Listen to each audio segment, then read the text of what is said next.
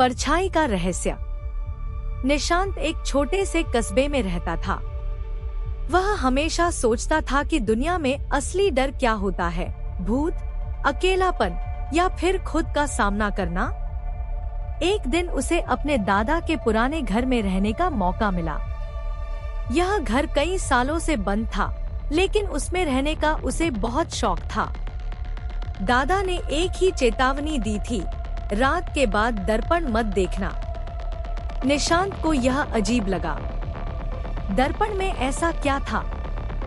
घर बहुत पुराना था, लेकिन निशांत को वहाँ कोई डर नहीं लगा। उसने अपनी किताबें रखीं, कमरा साफ किया और रात में सोने चला गया। लेकिन जैसे ही घड़ी ने 12 बजाए, कुछ अजीब हुआ। वह बाथरूम जाने के लिए उठा और गलती से दर्पण में झांक लिया। परछाई कुछ अलग थी, वह उसे ही देख रही थी, लेकिन उसकी आंखों में अजीब सी चमक थी। निशांत को अजीब लगा, लेकिन वह सोने चला गया। अगले दिन वह जो भी करता, दर्पण में उसकी परछाई अलग ही हरकतें करती। जब वह मुस्कुराता, परछाई गुस्से से उसे देखती। जब वह शर्ट पहनता, परछाई उसे खून से सना दिखाती। वह डरने लगा। अगली रात हिम्मत करके निशांत ने आईने को गौर से देखा और पूछा, तुम कौन हो?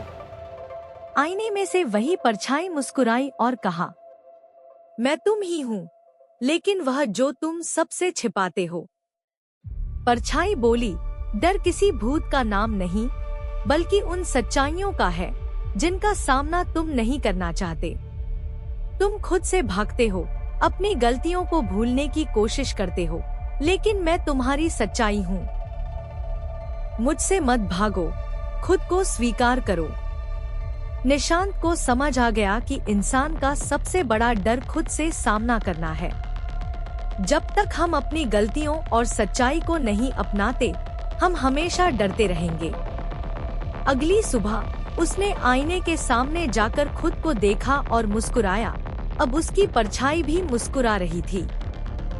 इस कहानी से हमें ये सीख मिलती है कि डर बाहर नहीं होता, वह हमारे अंदर ही छिपा होता है।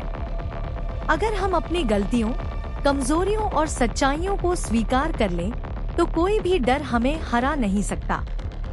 अगर आपको हमारी ये स्टोरी अच्छी लगी हो तो हमारे चैनल को सब्सक्राइब करें और बेल आइकन दबाएं। हम आपके लिए ऐसी ही अच्छी स्टोरी लाते रहेंगे। धन्यवाद।